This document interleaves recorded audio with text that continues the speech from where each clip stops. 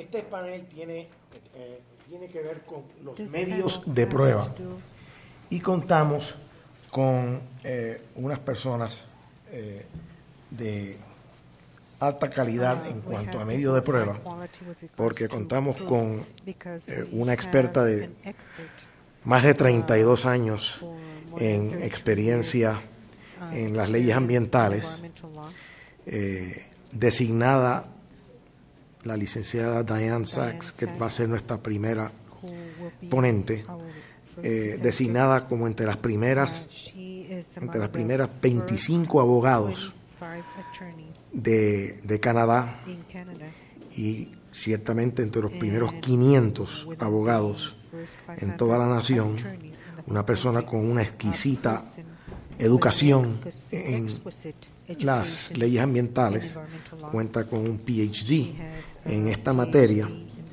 y corre ella sola lo que se conoce como un boutique de ley ambiental, y los dejo con Diane. Thank you very much. Muchísimas gracias. Yes, please.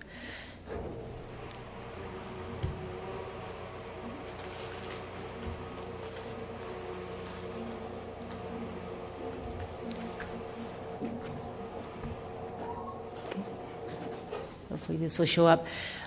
Those of us who came from Canada came in the hope of being useful to you in Mexico who are working to improve your environmental enforcement.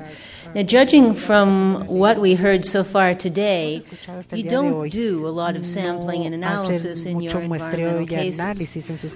We heard about cases about mangroves and about land and about suelos y standing and all sorts of things, but nothing about actually sampling and analysis. Now, this is surprising to us because almost all of our cases do involve sampling something, air, water, land, and we get into endless fights about the validity of the sample. So what I thought I would do would be to give you some brief description of some of the problems that come with scientific evidence that involves sampling. And it is late in the day, but I'd like to see hands up, anyone who's actually interested in the issues of sampling. A few people. Excellent. That's good to know. Well, you had to say that. She put me on the panel. Well, it's good to know there's at least a few people interested. Bottom line of what I need to say is it's not as simple as it seems. I don't know what the situation is like in Mexico, but in Canada, most lawyers and most judges didn't like science in high school. So you get one of these cases in front of a judge, and they have a very difficult time figuring out whether to believe the pieces of paper that come up in front of the court. And one of my first experiences of this 30-odd years ago, I was standing in front of a judge trying to show a certificate of analysis, and I was young and stupid, and it probably took me 5 minutes to realize the guy didn't know that PB meant lead. PB being the international symbol for lead, but it's P instead of L, anyway, because the symbols were made in French.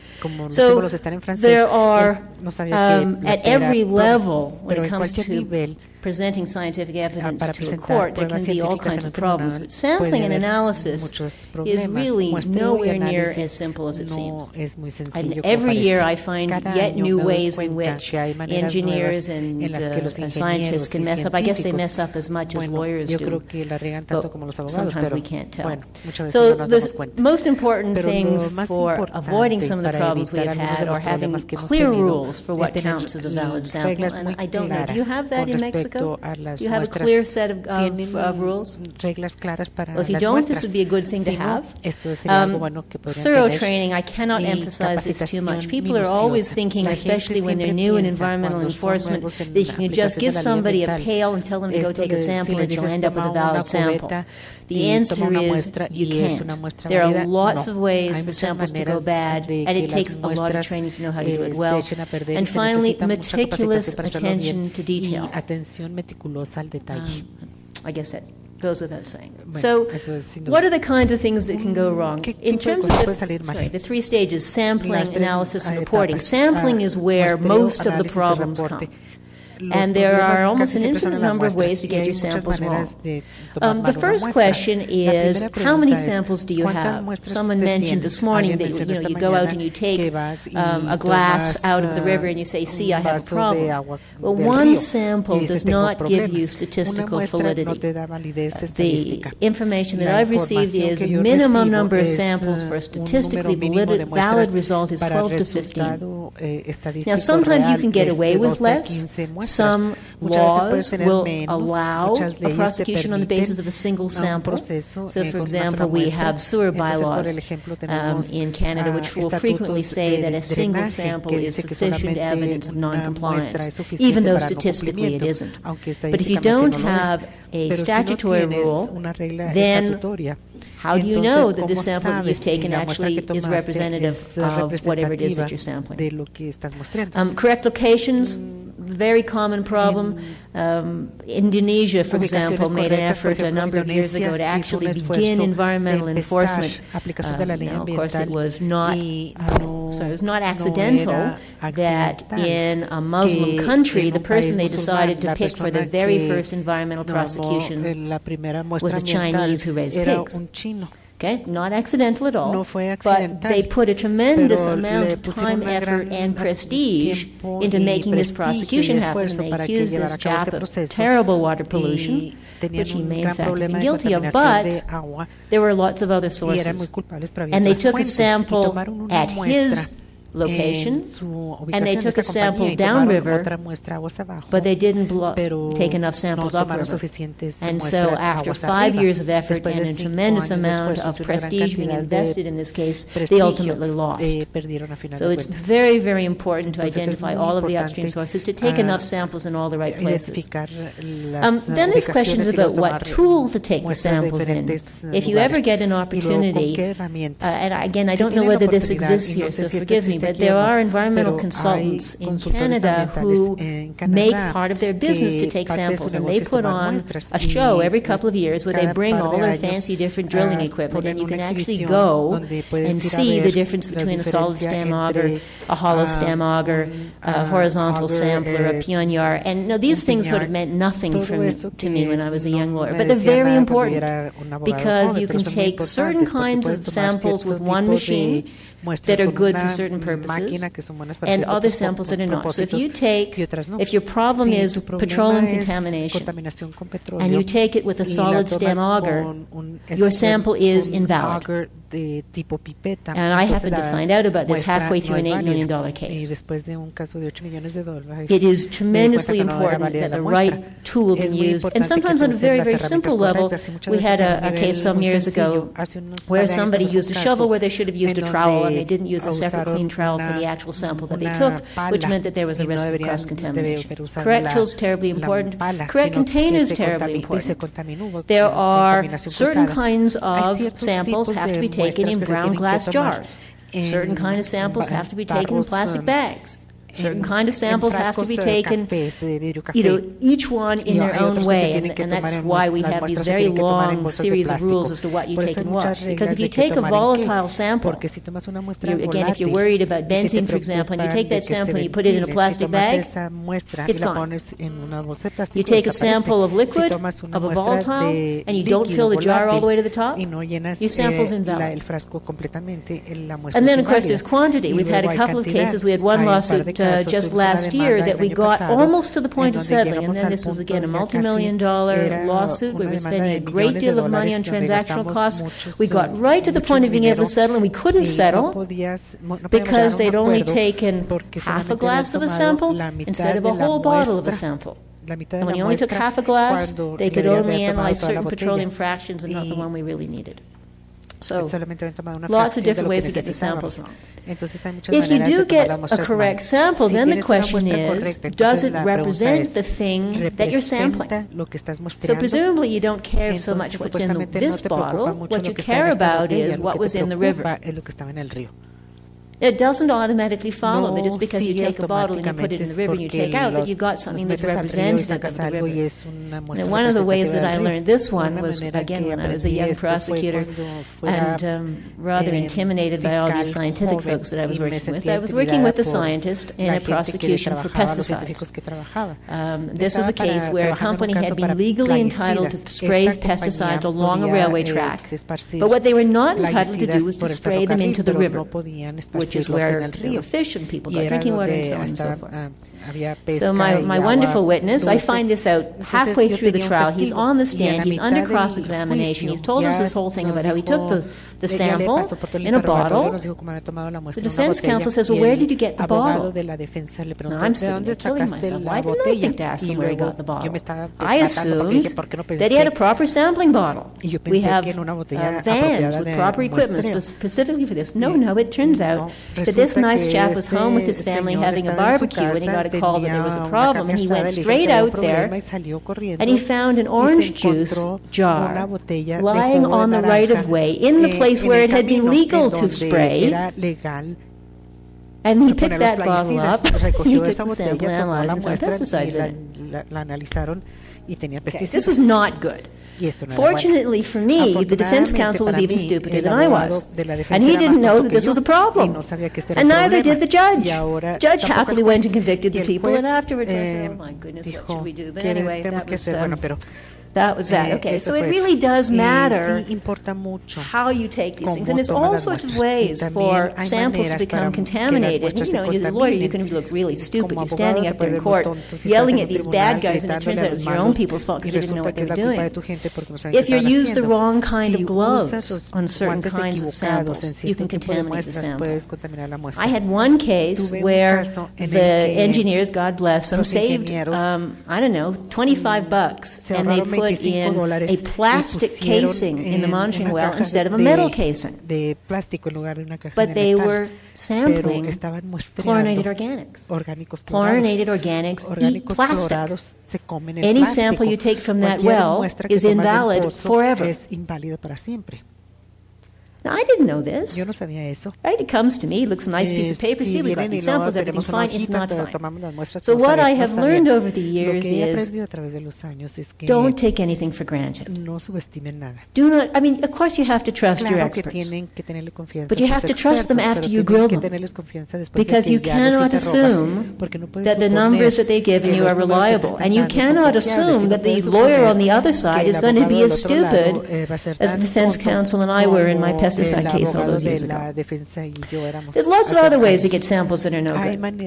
I had a case a number of years ago where we wanted to prosecute somebody for spilling sulfuric acid. So he had this ginormous tank of waste sulfuric acid that he had kept, and it leaked.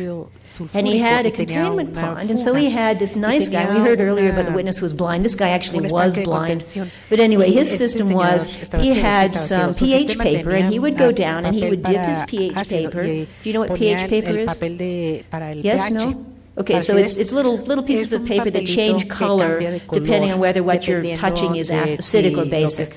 And he would go down every morning, God bless him, and he would take his little piece of paper and he would dip it into the top of the pond, and he would peer at it very closely, and if it didn't change color, he thought everything was fine, and he'd pump the water over into the creek. One of the first things you learn about sulfuric acid, if you learn anything about sulfuric acid, is that it's heavier than water.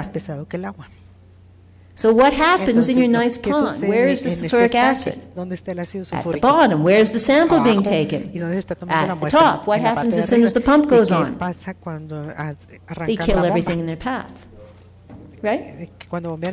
We had another example dealing with chlorinated solvents. Chlorinated solvents like trichloroethylene, trichloroethane. I don't know if we have a tremendous number of cases with these because they were very, very widely used from about the 40s until the 1980s, and tiny concentrations of them will contaminate vast amounts of drinking water.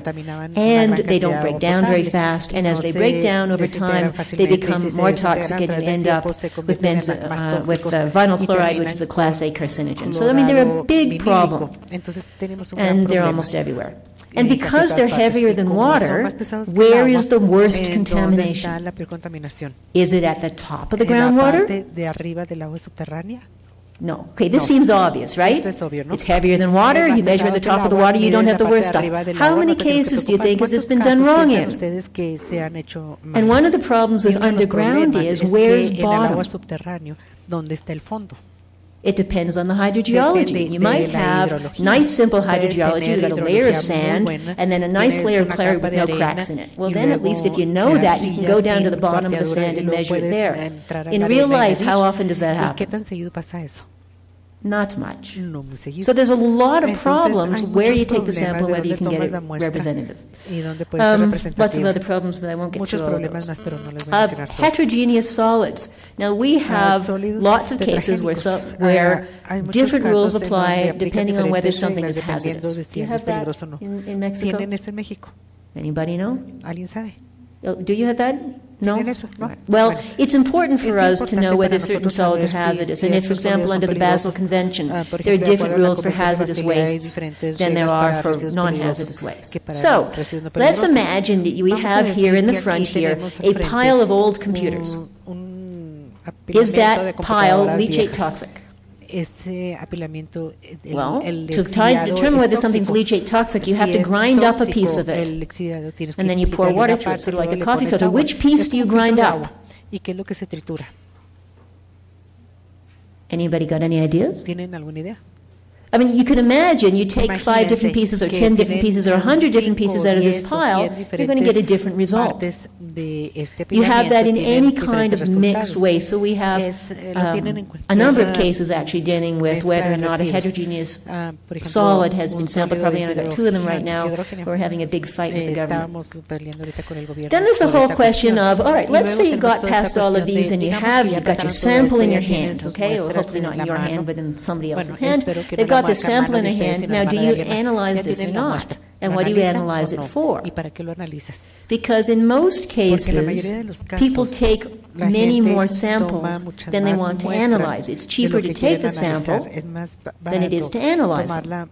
So let's say you've put in a borehole. You're worried about contamination in the ground. So you stick hopefully your hollow stem auger, because you don't use solid stem augers for this, hopefully. So you've got your hollow stem auger, and you pull out, and you end up with this long snake of dirt. And basically they chop it up into little pieces, and maybe you've got 10 pieces. You're not going to analyze all 10 pieces. Which one are you going to analyze, and what are you going to analyze it for? Do you see any opportunities here to make mistakes? Many, exactly.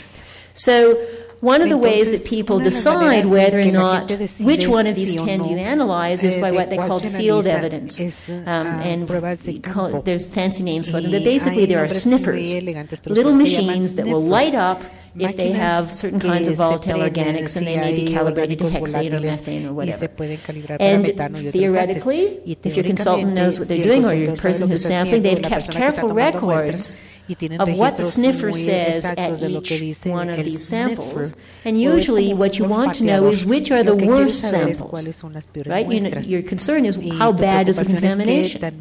So I have in that same $8 million case, one of the things we found out halfway through the case is that the idiot consultants had taken their sniffer and had analyzed the least contaminated samples. And then they produced a wonderful report saying, see, this property isn't very badly contaminated. And they provided that report to the remediation consultant, who gave a contract saying, oh yes, for $300,000 he'd have all this done in 3 months, as long as the report from the first guys was true.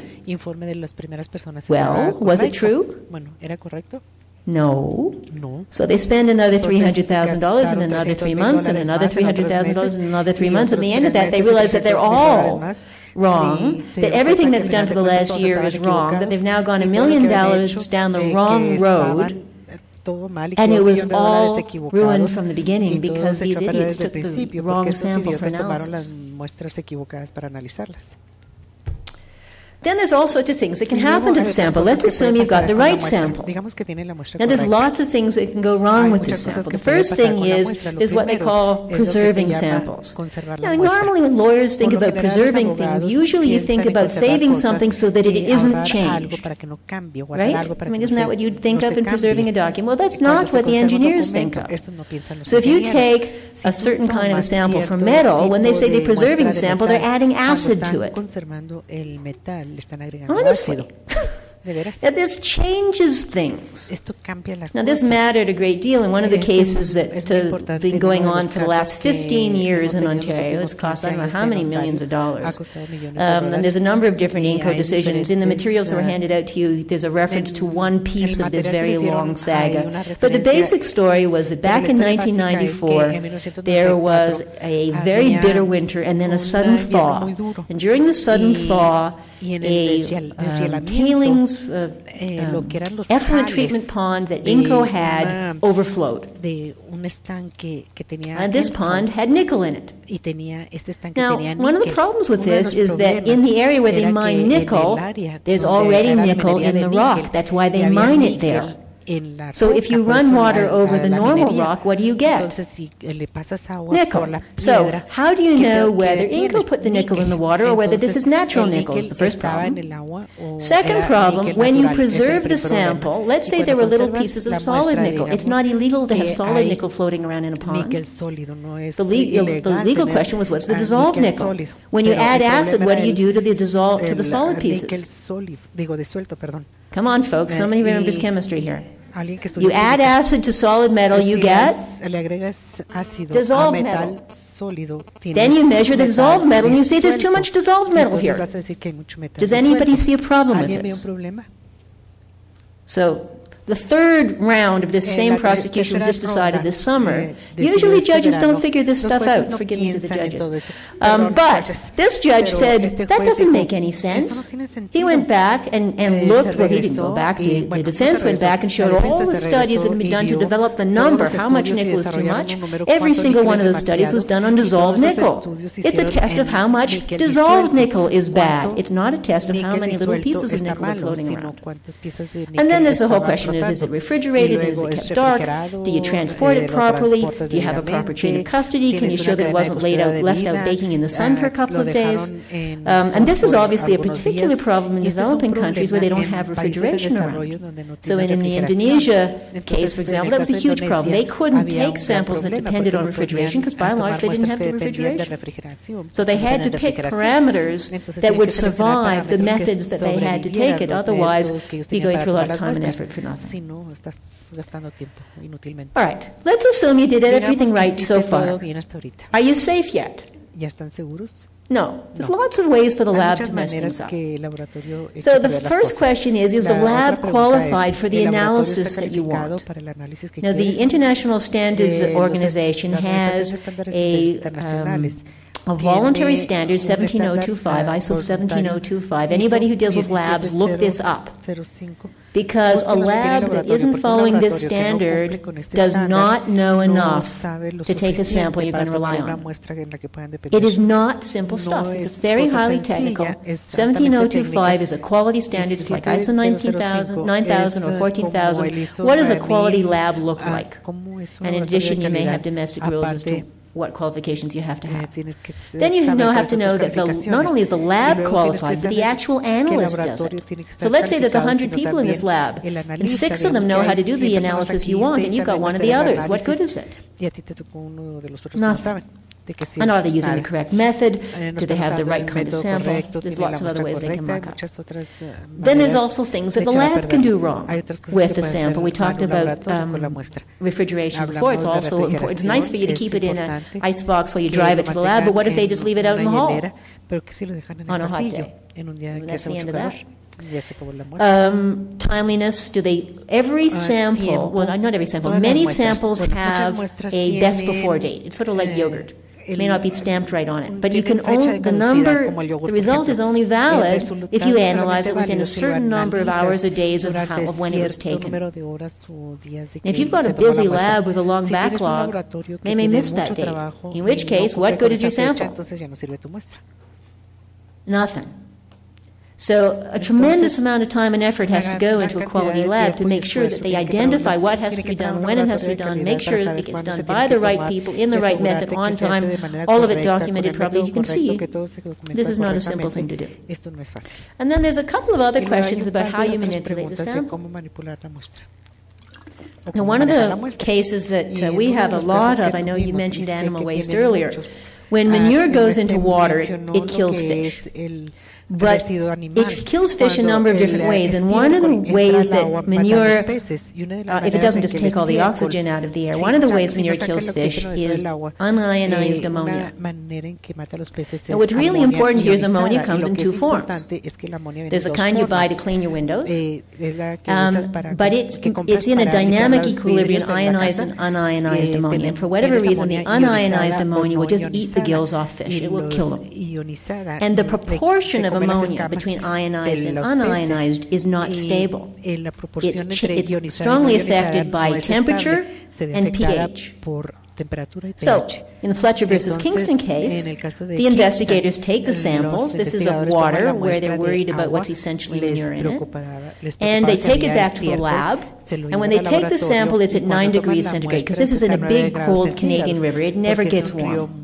They take the sample to the lab looks up the standard methodology, and the standard methodology says they have to do two things. First of all, they have to shake it vigorously.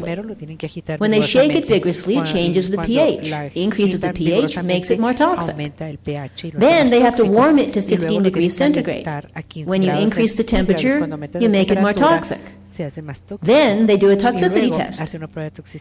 The fish die. They say, see, this discharge was toxic. Does anybody see any problems with this?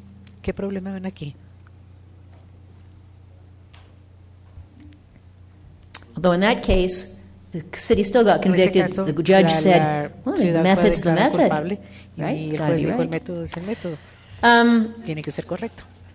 Yes, okay. So there's also the problems whether they've taken the right tests. There's lots of different kinds of tests. Bulk analysis, leaching, you can see those. I'm obviously not going to get through all the things. I know I have 10 slides here. Then there's the whole question of quality assurance, quality control.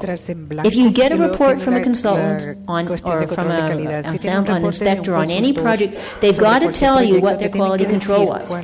And that includes things like field blanks and travel blanks. You should take, if you're taking samples of the water at a location, one of the things you do is you just take a bottle, an empty bottle hopefully, you open the bottle, you hold it outside for a couple of minutes, you put the top back on. Right? You don't put anything in it, and you still test it. Because sometimes weird things show up in your blanks. And when your blanks have something in it, then you don't believe it when it's in your real samples. And if you don't have travel blanks, you don't know this. So quality control is very important. Duplicates are important. You can have false precision. One of the things in any method of analysis is something called the method detection limit. And you'll see it's in the very small print on any certificate of analysis. Any method is good only down to a certain level. So if the method detection limit is 5, and the certificate says you had 6, you can't believe it. It's not that accurate if it's anywhere near the method detection limit. If it's an order of magnitude bigger than the method detection limit, then you can feel pretty confident you've actually got what you've got. And there's a number of, some analyses are really clear, and some of them are just judgment calls looking at a messy kind of screen, and you need to know which is which. And then there's all sorts of problems that can be made in the report. Most countries, in my experience, have some kind of rule as to what a certificate has to look like, who has to be signed by, what counts as a valid certificate, and if you're lucky, it'll be admissible by statute. Then there's the question, what do you compare your sample to? If you're going to say it's got too much nickel in it, how much is too much?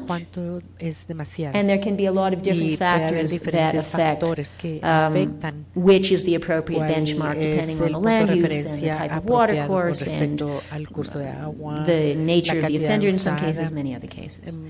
And then you've got the question of the relevance of the result. There are, for example, if you get a report saying that you got arsenic in something, and your question is it from wood treating chemicals? You don't know anything yet, because there are about 70 different forms of arsenic, and the only kind that really shows you wood treating chemicals is usually from copper, chromium, arsenate, so you have to see arsenate. So again, in many cases, just a loose number, a loose name of something won't necessarily tell you what you want to know. Similarly, hexavalent chrome and trivalent chrome, they behave completely differently. They have different environmental effects, and you often have different standards for the two of them, so you just get a number, this is chrome, you don't know anything. All right, I'm being told to hurry up.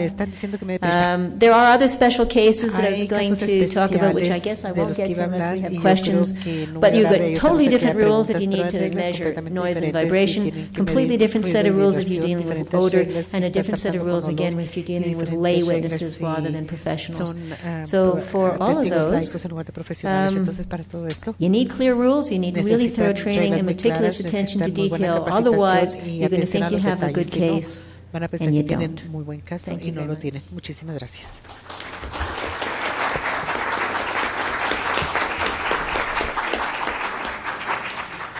Now we have Judge Nicandro Gómez Alarcón, magistrado del Tribunal Federal de Justicia Fiscal y Administrativa, adscrita a la Sala Regional del Caribe, who will orient us with his presentation. Again, an experience professional relating to methods of proof. Adelante. Muchas gracias. Thank you. Miren ustedes, escuchando a las ponencias, se me hace muy interesante partir de esto.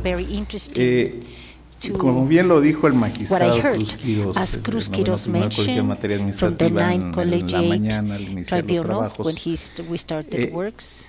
hay un punto importante. La base y sustento, evidentemente, es la vida y la salud del bien jurídico protegido, pero también al pasar al segundo punto de su exposición señaló, desgraciadamente, y yo coincido plenamente con esa opinión, hablo de México, no hay la instancia que tiene la autoridad para recurrir los actos del Tribunal Federal de Justicia Fiscal y Administrativa cuando no le son favorables las resoluciones. Ese sería recurso de revisión, pero se califica por importancia y trascendencia, y lo que es más común es que el tribunal colegiado diga no es importante y trascendente, y por lo tanto no procede el recurso. Esa es la realidad en la que estamos parados en México. El punto que a mí me preocupa es más que nada como parte del Tribunal Federal de Justicia Fiscal y Administrativa, ¿sobre qué punto estamos entonces? Que a nosotros como Tribunal Federal de Justicia Fiscal y Administrativa, que juzgamos sobre cuestiones ambientales también, previo a juicio de amparo, o en su caso sí, pero que hay colegiados, y depende del caso muy, muy peculiar, que sí consideran procedente el recurso, pero atendiendo a esto de la importancia y a la trascendencia. Aquí el punto sería el siguiente, que nosotros tenemos que fijar muy bien nuestro criterio, evidentemente con una gran imparcialidad, evidentemente con una gran claridad de exposición en nuestro razonamiento fundado y razonado. ¿Por qué? Porque ya sería inatacable si es desfavorable a la autoridad la resolución para la propia autoridad. Ante esta situación, es importante señalar también lo trascendente que es la especialización y los medios de prueba. Yo vengo a comentarles, a final de cuentas, el seminario, como lo decía el magistrado Neófito López Ramos hace unos momentos también, lo trascendente de todo esto es, y el título del seminario aquí nos lo dice, la mejor administración y aplicación de la legislación en materia ambiental. Ahora, ¿cómo la vamos a aplicar mejor? Si desde los lineamientos que nos envían para invitarnos a este congreso, nos señalan una verdad de Aquilo, como decimos coloquialmente. Los abogados, los jueces, en general, el abogado conoce pocas cuestiones técnicas acerca de los aspectos ya que inciden en la contaminación, de los cuales acaba de hablar muy ampliamente la doctora Diane Sachs, ¿no? Cuestiones que son evidente y 100% técnicas, que nuestro alcance como peritos en derecho en la materia en que ustedes quieran no nos van a alcanzar a dar un punto de visualización claro. Requerimos del auxilio, ¿verdad?, del técnico, del experto, del conocedor en la cuestión técnica. Ahora, El detalle es el siguiente: para determinar esta asesoría técnica, saber si hay daño o contaminación, saber si hay en efecto un impacto ambiental severo, medio o muy leve, en fin, lo que sea que cuestione el tema, en lo que son peras o manzanas, ¿qué nos toca? Especializarnos como tribunal, pues lo comentó el licenciado Cuello ahorita. Se me hizo interesante su punto de vista, pero pues el punto también que yo veo es precisamente el que comentaba una abogada aquí por aquí de Greenpeace. Atiende a la cuestión presupuestal. A nivel político, el Congreso es el Congreso, en el manejo del presupuesto se ha querido hacer mucho. El primer ejemplo de una especialización ya lo tenemos en materia de propiedad intelectual en nuestro tribunal. Ya se creó una sala a nivel para solo este tipo de asuntos. En materia ambiental, el número de asuntos en nuestro tribunal aún no llega a decir justificamos especializar, pero yo espero que pronto se llegue a ese punto de decir, ok, en lo que son peras o son manzanas, o se crea un tribunal nacional ambiental, o se crea salas especializadas dentro del propio Tribunal Federal de Justicia Fiscal y Administrativa, o incluso lo que comentaba alguien por ahí dentro del Tribunal Agrario, lo que sea, pero una especialización. Pero esa especialización, por mucho que sea, va a estar conformada por nosotros como juzgadores, como peritos en derecho, requiere ese auxilio. Y por eso les venía a comentar un par de asuntos que hemos tenido en la jurisdicción de la Sala Regional del Caribe en el estado de Quintana Roo. Uno de ellos rápidamente se los comento por la premura que tenemos del tiempo, el programa de ordenamiento ecológico territorial, famoso POET, ¿no? Hemos tenido ya varios asuntos de esta situación en controversias respecto de la costa de Quintana Roo. Este es un ordenamiento que se hace en los años 80, se elabora los planos del POET y ahora se diseñan topográficamente, vista aérea y demás, con los auxilios técnicos de aquellos años, ¿sí? Y se tienen como ciertos. El caso específico es este, de lo que les voy a hablar, fíjese, es un caso muy peculiar, en el que ya no solo es la autoridad la que interviene, sino que hay terceros interesados, y esto se pone más violento, entre comillas. ¿Por qué? Porque pues meten toda la carne al asador hablando de recursos, no escatiman en poner todo lo que tengan de su parte para acreditar que tienen razón uno u otro, ¿no? Y la autoridad, evidentemente, por ahí va a sancionar a alguien, por ahí va a pedir, ahorita les voy a especificar en qué términos. Pero sucede lo siguiente: alguien pide un predio en la costa de Quintana Roo, evidentemente por la reserva judicial a que estamos obligados en términos legales, no voy a dar datos específicos de ningún actor ni promovente, pero un propietario en zona costera pretende construir determinada densidad de cuartos hoteleros. Y dice, mira, yo me encuentro en la unidad de gestión ambiental determinada porque mi vecino colindante tiene la misma unidad de gestión ambiental, las mismas UGAs, está ubicado en las mismas UGAs.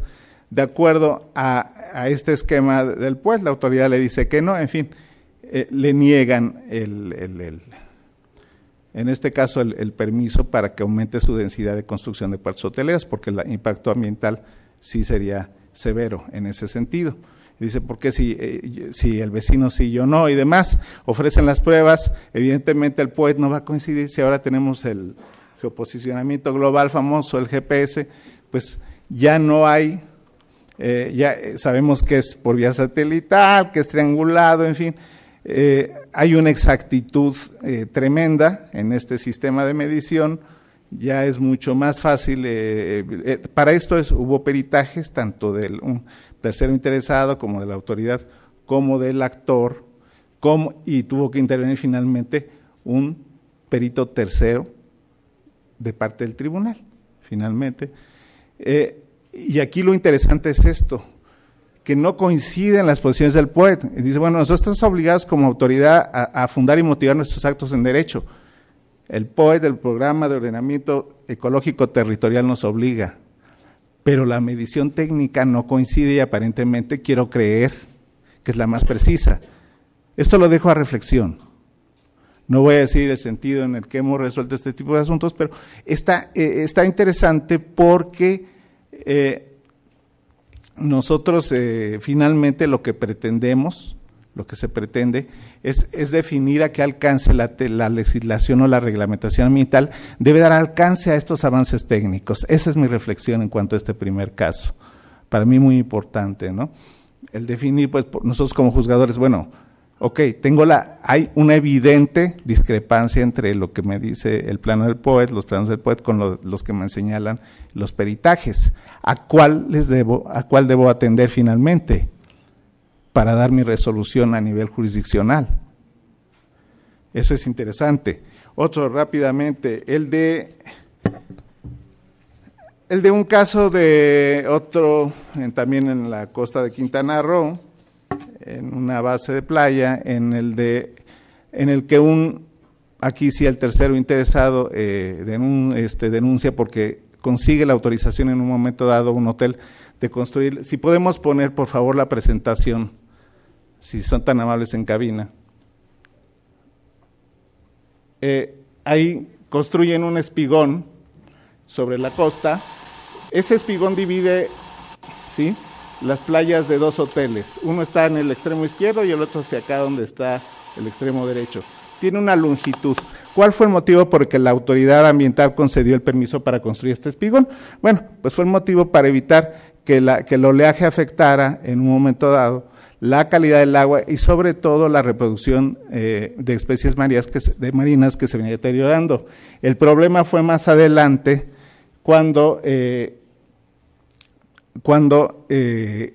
hotel vecino, según él, vio deteriorado ya su ecosistema, aduciendo que existía afectación incluso al paisaje, ¿sí?, por un análisis de satélite, afectación al paisaje, calidad del agua, al ecosistema marino adyacente, ¿sí?, y que había variado la construcción de ese espigón, el patrón de corrientes marinas. Podemos pasar al siguiente capítulo, por favor, donde están ya haciendo.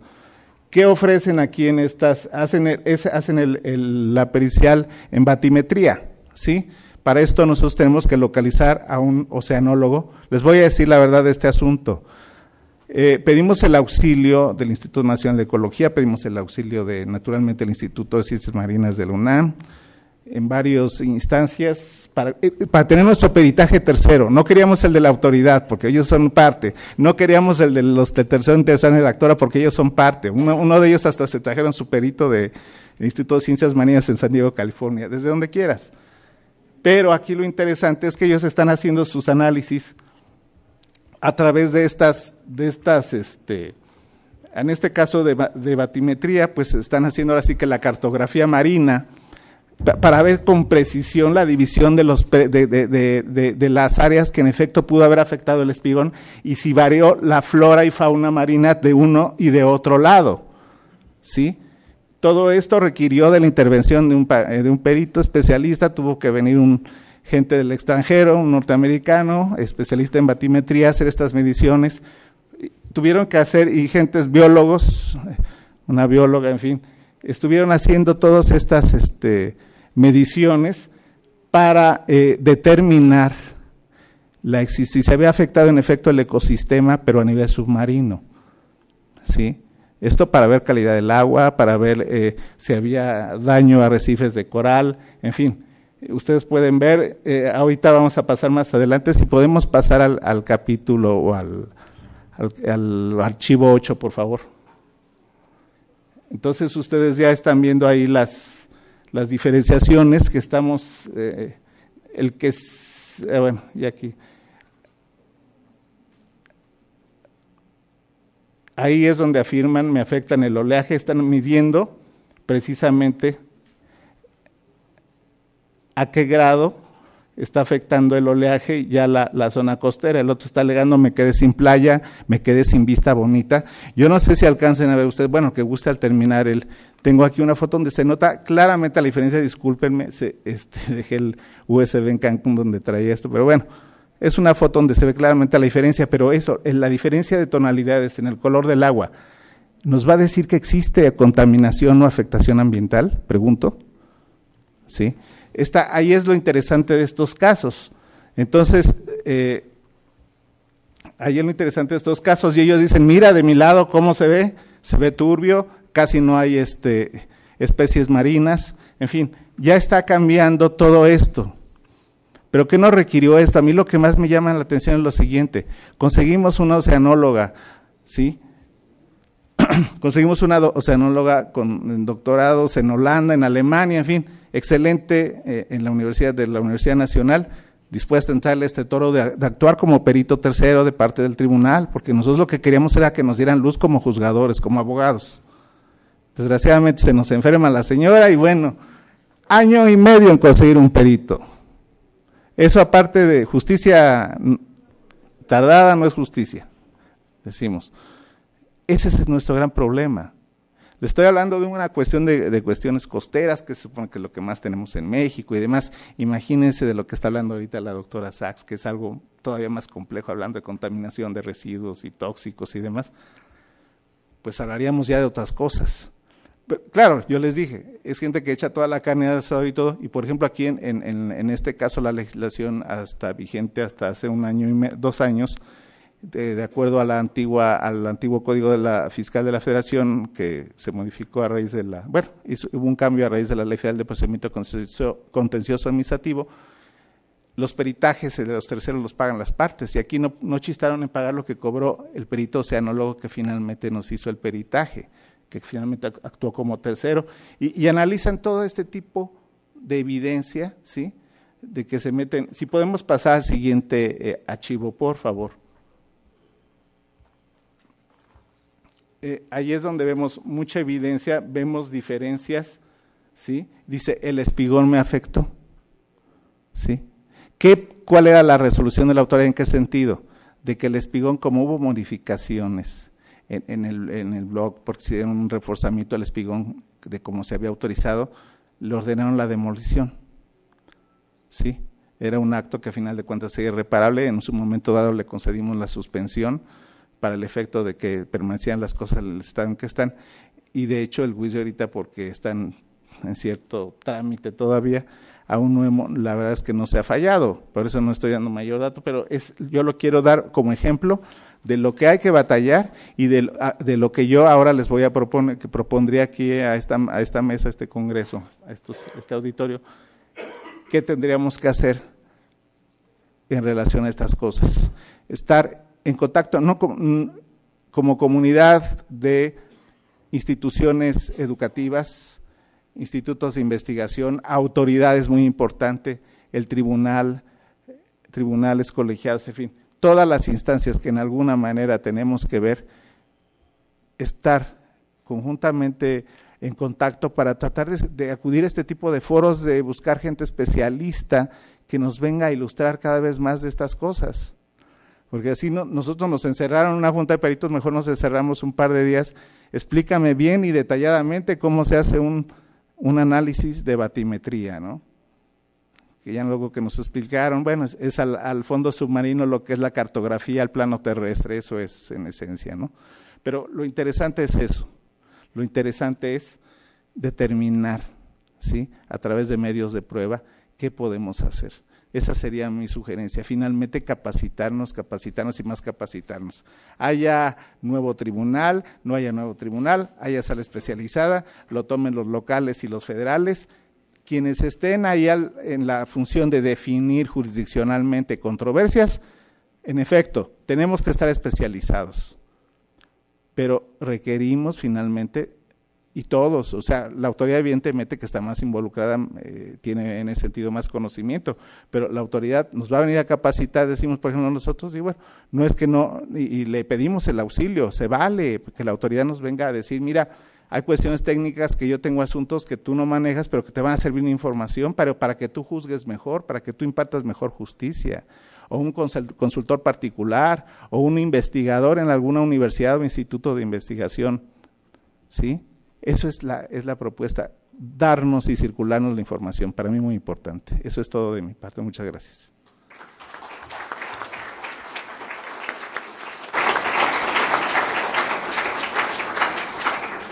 Finalmente tenemos al juez Stanley R. Chesler, juez del Tribunal de Distrito de New Jersey, desde el 2002. Con anterioridad había sido magistrado por 15 años. En el sistema federal, los magistrados son escogidos por los jueces de distritos de cada lugar donde está el tribunal. En el caso de New Jersey, Pues si tiene como 16, you got 16 federal judges? 16 federal judges? 17, and you have how many magistrates? 11. En el caso de New Jersey son más de 2 por 1. Hay 16 jueces y 11 magistrados. Los magistrados otra vez son escogidos por los jueces por 8 años. Con anterioridad a ser magistrado por 15 años, de 1970 a 1987, él actuó como fiscal tanto en el estado en la región de Nueva York como en la de Nueva Jersey, viendo crímenes de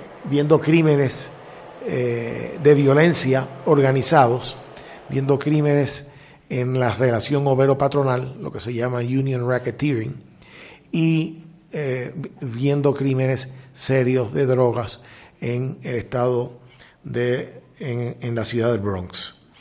Por lo que tenemos otro buen candidato para orientarnos sobre métodos de prueba.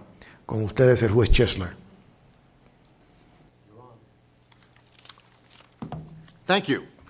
First, let me thank the CEC for inviting me to be here. I really appreciate it, and I appreciate it because when I come to a program like this, what I find is that I learn a lot more. Yo aprendo mucho más de lo que posiblemente podría proporcionar información.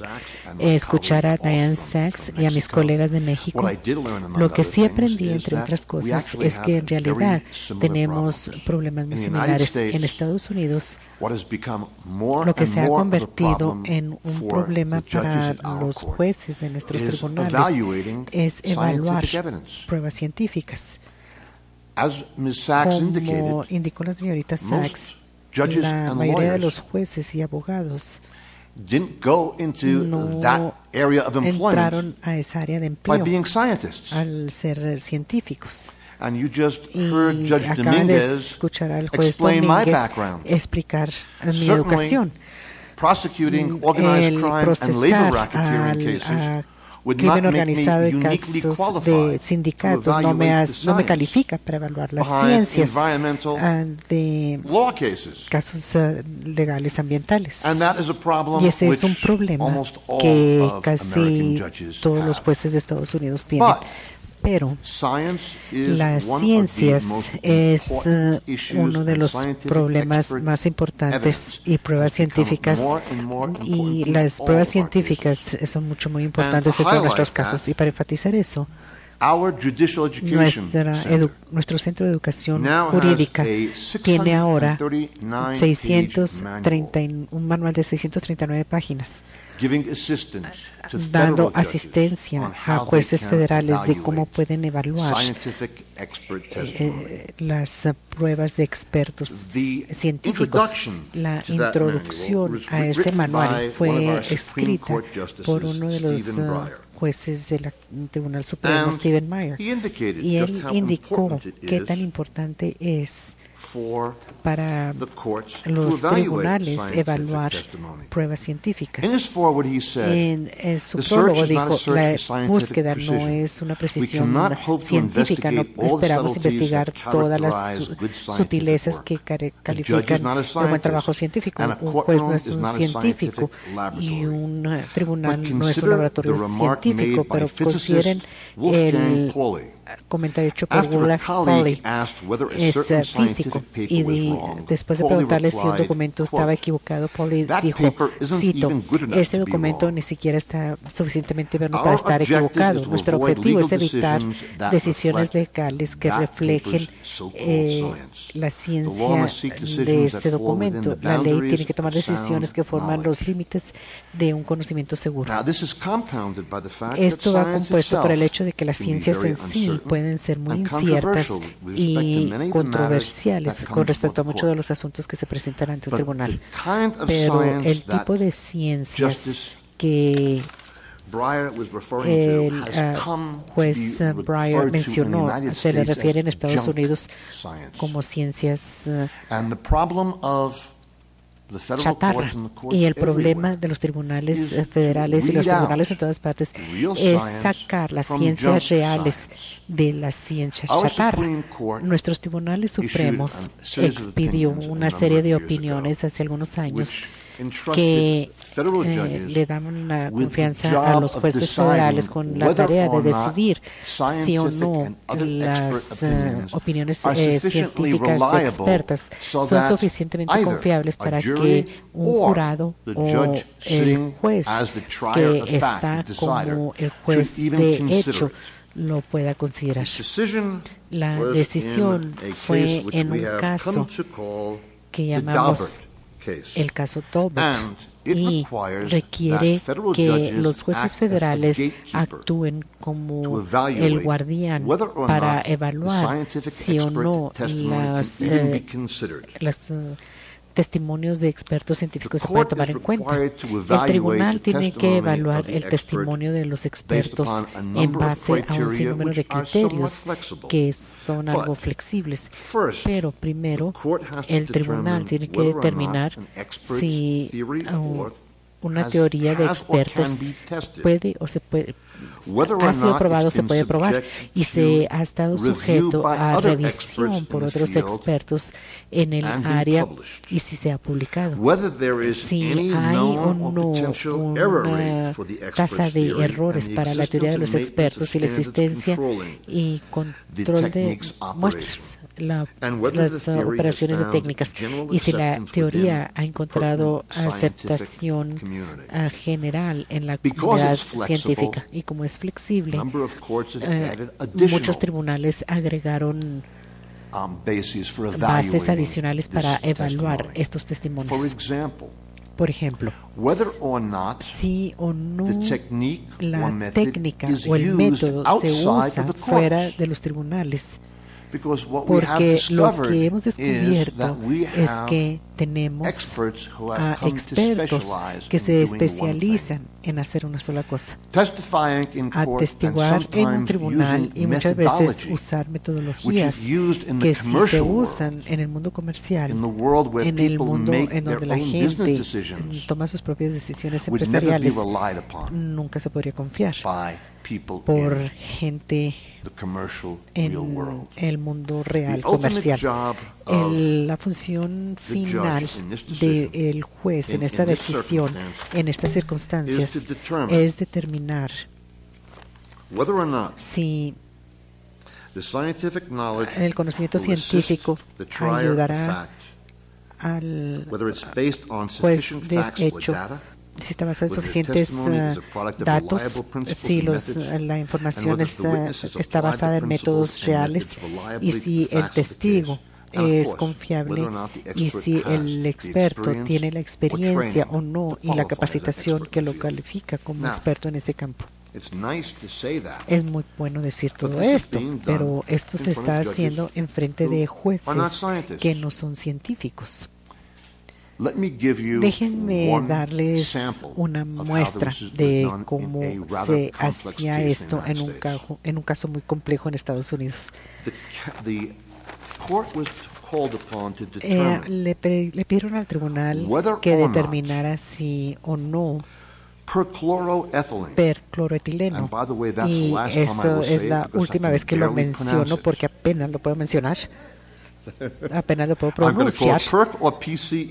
PCE o percloroetileno. Este es un químico que se usa ampliamente en la industria de limpieza en Estados Unidos, lo que llamamos tintorerías, como un solvente para limpiar la ropa.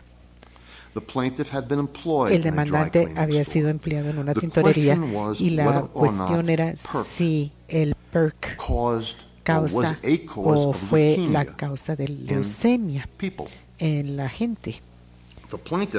El demandante ofreció a un experto que tenía un sinnúmero de calificaciones y dio su opinión en base a bioensayos animales, en reportes epidemiológicos de humanos, 14 reportes epidemiológicos y estudios toxicológicos. Usó un método que él llamó el método del peso de las pruebas, que se reconoce por la Agencia de Protección Ambiental. Y en breve, es un método de juntar toda esta información y determinar cuál es el peso de las pruebas. Y de alguna manera pudiera considerarse hasta cierto punto como un meta-análisis, pero en realidad no se requiere que cumpla con todos los requisitos técnicos de dicho análisis. En base a este peso en este análisis de peso de las pruebas, concluyó que el PERC sí era la causa de leucemia. El juez primero contrató, como se sugirió, hizo que las partes contrataran a un asesor independiente, no para dar una opinión aparte, sino para ayudarle a formular preguntas de los expertos que eran contratados por ambos lados y dar una educación sobre la información básica de la metodología científica que hubiera estado involucrada. Después de obtener toda esa experiencia, el juez evaluó el método que usaba esta persona y algunas de las suposiciones de los expertos. Una de las suposiciones que se usó fue sus estudios de químicos. No solamente se limitaban a PERC, también incluyó otro orgánico volátil que se llamaba PCE, aunque no son los mismos. Lo hizo bajo la suposición de que estaban químicamente cercanos y si el PCE causaba leucemia, entonces también se debería llegar a la conclusión que el PERC también causaría leucemia. No tenía pruebas, sin embargo.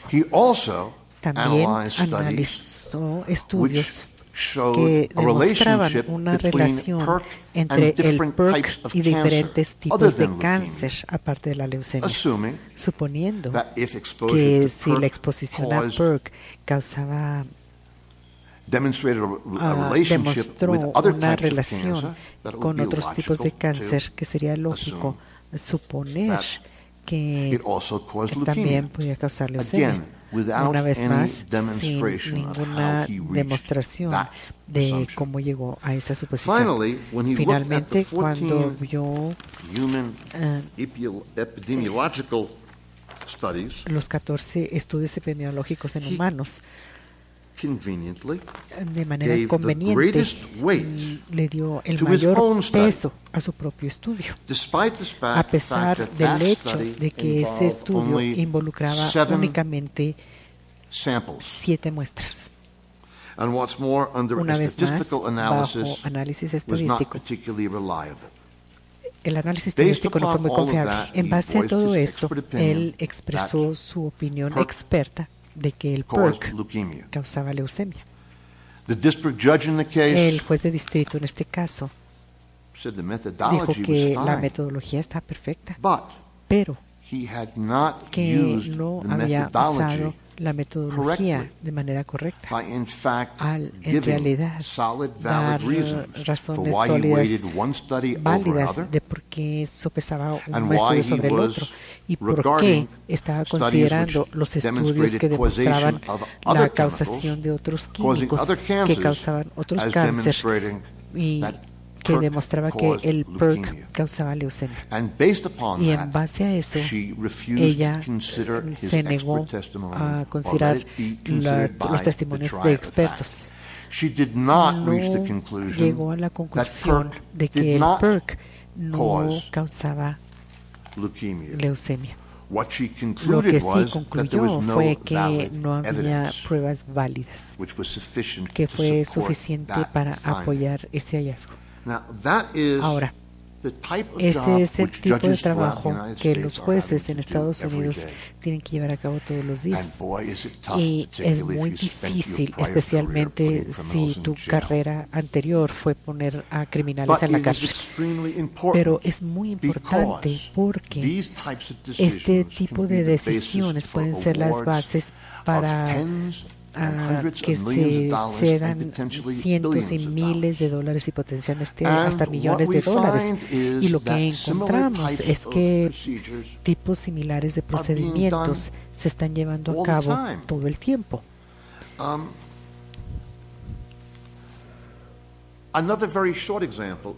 Otro ejemplo muy breve es esta cuestión de si el PERC ha migrado del punto A a una pluma de PERC que se encontraba en el punto B. Es una opinión experta que dice sí, está basado en un modelo ampliamente aceptado de computación. Este modelo de computación ha sido probado en un sinnúmero de situaciones o se ha calibrado para su confiabilidad en un acuífero con base de arena.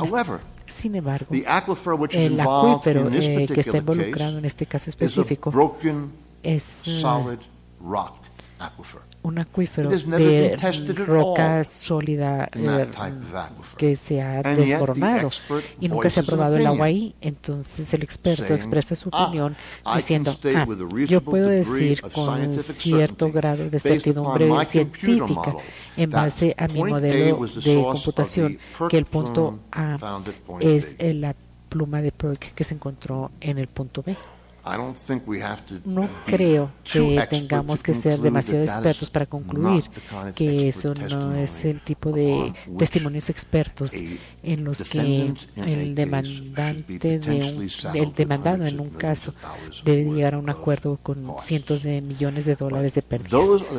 Pero esos son los tipos de cuestiones que la causación científica y admisibilidad científica se están presentando en los tribunales de Estados Unidos todos los días y puedo ver de mis colegas aquí que esos mismos problemas son universales.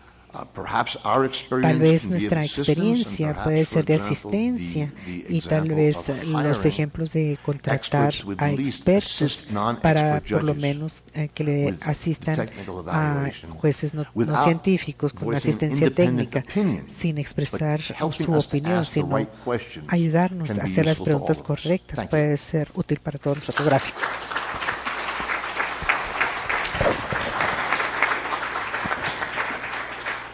Pero para que tengan una idea por qué es que el juez tiene que hacer esto en el sistema federal nuestro, les recuerdo que contrario al sistema civil, que es el sistema de Puerto Rico y es el sistema en México, las decisiones en el sistema anglosajón las da un jurado. Entonces el juez actúa, como indicó el honorable juez Chesler, como un ángel y portero de la puerta para impedir o dejar que entre al jurado la evidencia de ese perito en particular, usando los criterios del caso de Daubert y del caso de Como Tire, que aplica los criterios de Daubert a otro tipo de perito. Y por eso la importancia del funcionamiento del juez en el sistema anglosajón. All right, now we have will the moderator, will the distinguished reporter be providing a report? I think what I'm going to do is provide a written report because I think because we're running a little late, we're either going to proceed or do questions. I think normally I would do a report, but I think okay, very well. Given the time. Okay, preguntas. Vamos entonces a hacerlo por escrito. Questions. Sí, la joven que nos ha hecho tan buenas preguntas durante todo el día de hoy.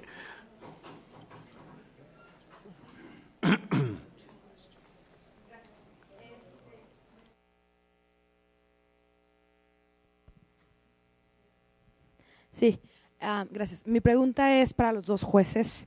En los dos casos que vimos, me parece que no, en ninguno de los casos, o bueno, la pregunta es si ustedes consideraron o han considerado en el análisis que se realiza sobre la evidencia de los casos cuando, en este caso, por ejemplo, en ambos casos, la federación o algunas autoridades están involucradas para en cuanto autorizaron los proyectos, que en este caso el Espigón y los casos del juez de Estados Unidos, o las actividades fueron autorizadas por autoridades a su vez administrativas a través del impacto ambiental, de la evaluación de impacto ambiental.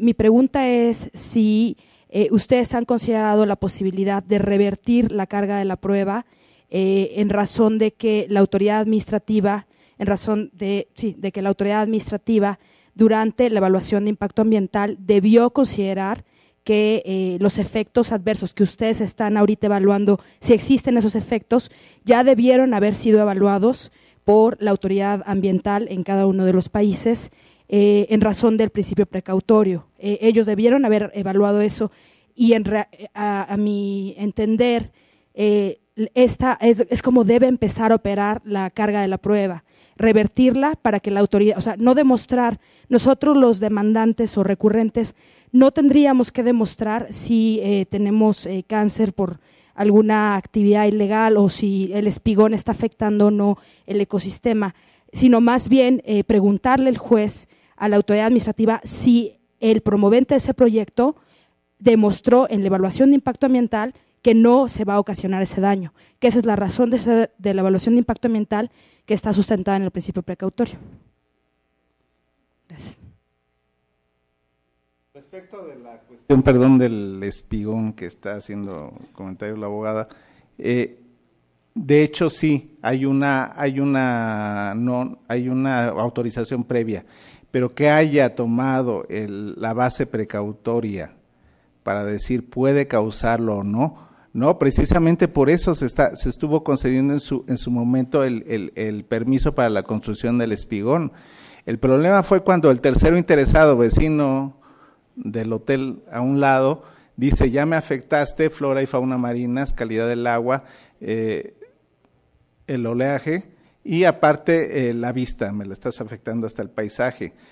Nada más quiero dar lectura al considerando por el cual se le autorizó la construcción del espigón, en este caso al afectado, con la resolución administrativa que le decía tienes que demolerlo. Dice, ya nada más en la síntesis, se los leo para no cansarlos, que las obras que contempla el proyecto son relacionadas actividades propias de remodelación y ampliación, y así como protección, ¿sí?, protección de línea costera, las cuales fueron consideradas en su momento desde su concepción como en su diseño y tomadas en cuenta como medidas preventivas y de mitigación en la MIA, lo que evitará la provocación de impactos ambientales adversos en el área. Eso es lo que le dijo la autoridad al autorizar la construcción. Lo demás, de que un tercero llegó y se quejó porque mira, con la construcción de esto me estás afectando, ya es otra cuestión que finalmente ahora sí que lo hicieron, vamos a decir, a su saber y entender y partiendo una base de buena fe, la autoridad en ese sentido, queremos entenderlo así, que trajo por esa situación de efecto adverso, ¿es reversible? Claro que sí, demoliendo el espigón, pero primero hay que demostrar que en efecto existe ese efecto adverso al impacto en materia ambiental, o sea que sí se afectó flora, fauna marinas, calidad del agua y demás de todo lo que alega el tercero interesado. Si no, pues el espigón queda. Perdón. Situations which I described, they do not and did not involve any permitting process at all. Otorgar permiso.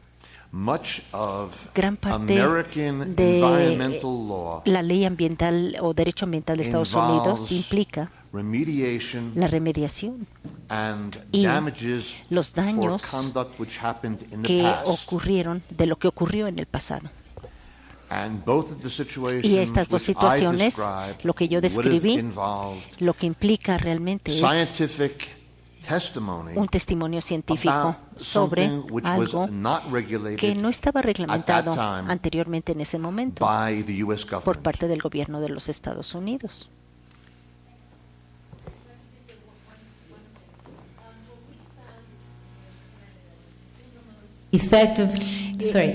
The single most effective thing that we did, we didn't set up special environmental courts, but we do have full-time specialized environmental prosecutors and with full-time professional investigators whose job it is to investigate and prepare the cases. We found that combination was immensely successful in increasing the number of prosecutions, the accuracy of the prosecutions, the success rates, and the results. We didn't need to change the judges, we needed to change the cases we took to them. Simplemente lo que hicimos es combinar esas capacidades.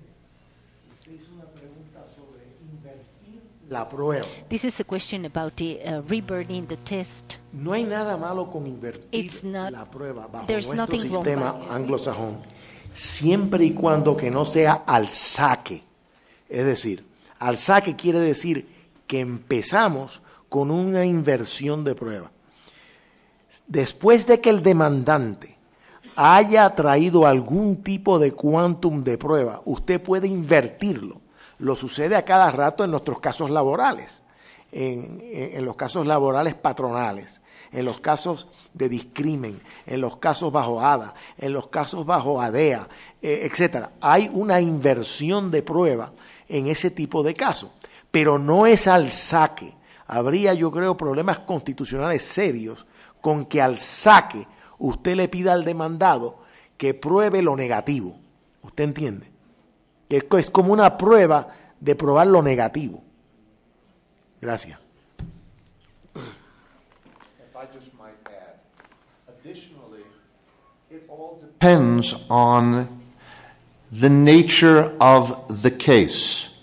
As I will discuss during the segment on causation, cuando estaba yo, lo trataré después en la parte de adquisición o acusación. Bueno, va a depender de lo que esté buscando el demandado. La cantidad de prueba que como evidencia puede ser muy drástica bajo la ley de Estados Unidos.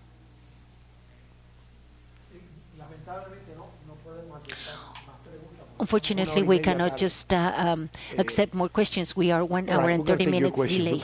That's the last question. Como no, gracias. Paul Morris from the Office of the Auditor General of Canada. I have sort of a two-part question, but tengo una pregunta que tiene dos partes de lo que estaban diciendo, el impacto del tiempo que en estos casos. Y primero, sabemos que puede llevar mucho tiempo que pueda haber un daño evidente, especialmente la salud humana, puede llevar décadas antes de que aparezca el problema. Y también, como lo dijo Diane Sachs anteriormente, los científicos, bueno, les lleva mucho tiempo antes de tener esta evidencia. Y así que, ¿qué impacto tiene todo esto del tiempo en, digamos, todo lo que es la legitimación, los daños, todas estas cosas, remediación de daños, mitigación, todo, siempre y cuando se hizo de buena fe en el pasado, la gente no tenía todo lo que tiene ahora, por lo tanto procedió de esa forma. Y ahora, para la evidencia que se presenta, como ya lo dijeron también anteriormente, algunas veces pueden haber métodos científicos muy buenos disponibles y alguien puede decir, bueno, esto es tradicional o esto no lo es. Anteriormente vi, por ejemplo, pues un procedimiento en donde se está utilizando el nuevo caso y en otro una evidencia muy fuerte y podríamos decir que si no lo utilizan en la forma adecuada, lo pueden utilizar a lo mejor ante el tribunal. Y el tiempo, bueno, realmente es importante. Entonces, yo creo que la parte de la evidencia científica tendría más peso en este caso. Thank you very much, Muchas gracias, Paul. Buena pregunta. Ya hemos invertido tiempo en ellas. Bueno, voy a empezar con la segunda. Esto tiene que ver con la ocasión, definitivamente. Por ejemplo, había un caso de General del agua potable y este caso fue un contaminante que lo dejaron ahí en una planta química y lo que ocurrió es que los científicos decidieron, después de décadas, que esto era envenenaba era malo para la salud humana, causaba envenenamiento, y entonces después entre la costa del este y oeste de Estados Unidos, creo que ahí fue donde ocurrió. Bueno, es una concentración muy pequeñita que está localizada justamente ahí en esa parte. Ahora, la pregunta fue, ¿cómo lo analizamos? Entonces, bueno, pues había una serie de laboratorios, fueron allí, desarrollaron un método para analizar en esa concentración tan pequeña, y esto ocurrió antes de Daubert. Pero básicamente este tipo de método se utilizó porque los otros métodos no funcionaban. Tenían que empezar con un método y decirle al tribunal que lo aceptara. En algunos casos tenemos métodos nuevos y viejos, y bueno, pues en este caso se pueden utilizar los dos a lo mejor.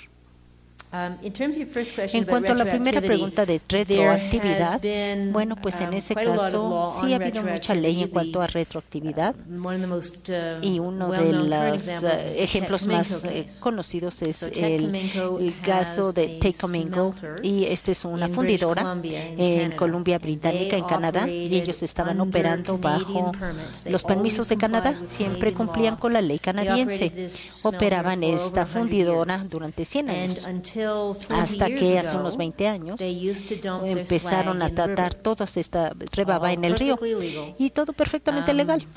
El río llega a Estados Unidos, desemboca allá, entonces parte de la rebaba y llegaba a Estados Unidos. Y entonces el gobierno de Estados Unidos hizo un acuerdo con Tacomingo hace unos 10 años, y les decía que no iban a llevar a cabo ningún litigio, siempre y cuando, porque iban a invertir 20 millones de dólares en todo lo que son estos estudios. Por lo tanto, no tendrían que cambiar la planta para evitar que hubiera descargas de la rebaba en el río. Y después de todo esto, la tribu local también demandó a TEC en Estados Unidos.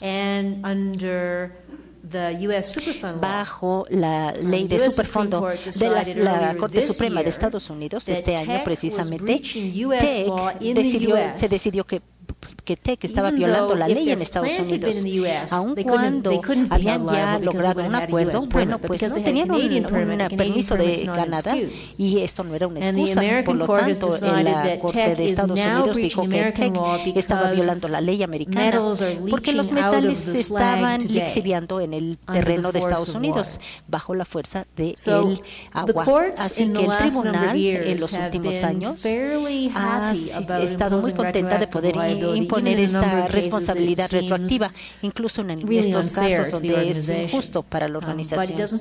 Pero pues no parece que ha evolucionado mucho, y bueno, y sí podemos hablar de esto después. Hay casos muy grandes en la parte de Imperial Loan, y parece que sí han impuesto esta retroactividad.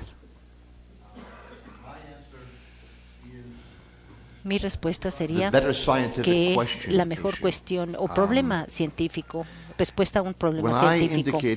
Cuando yo dije que el uso comercial se considera una parte, bueno, es nada más uno de muchos factores. Quiere decir que debemos tomar en consideración con los otros factores que están ahí también. Por sí solo, este no va a ser algo que se utilice como tal. También debemos reconocer que ese estándar es el que se aplica en los litigios de Corte Federal para poder solucionar la parte de la responsabilidad civil, o también puede ser que, por ejemplo, se utilice en un ambiente reglamentario con el problema de si una sustancia puede o no incluirse en la lista de material peligroso, y a lo mejor puede haber otra normatividad que aplique a ese caso.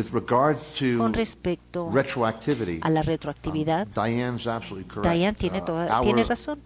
Nuestra ley principal para remediación de contaminación anterior, que se llama CERCLET, es una ley de compensación y de responsabilidad civil. Nadie lo utiliza así, le dicen CERCLET por sus siglas en inglés, y en gran medida es retroactiva. Tenemos casos en donde implican descargas que remontan pues hasta los 1900, o en algunos casos que implican o 1800. Es más, hay muchos que van mucho más atrás y necesitan los registros para saber qué compañía asumió responsabilidad civil de otra compañía, que estaban localizados en un sitio en especial, donde hacían, por ejemplo, una descarga de una sustancia hace unos 100 años. Sin embargo, la cooperación exitosa ha sido muy buena para poder llevar a cabo esta ley de remediación o de mitigación y limpieza.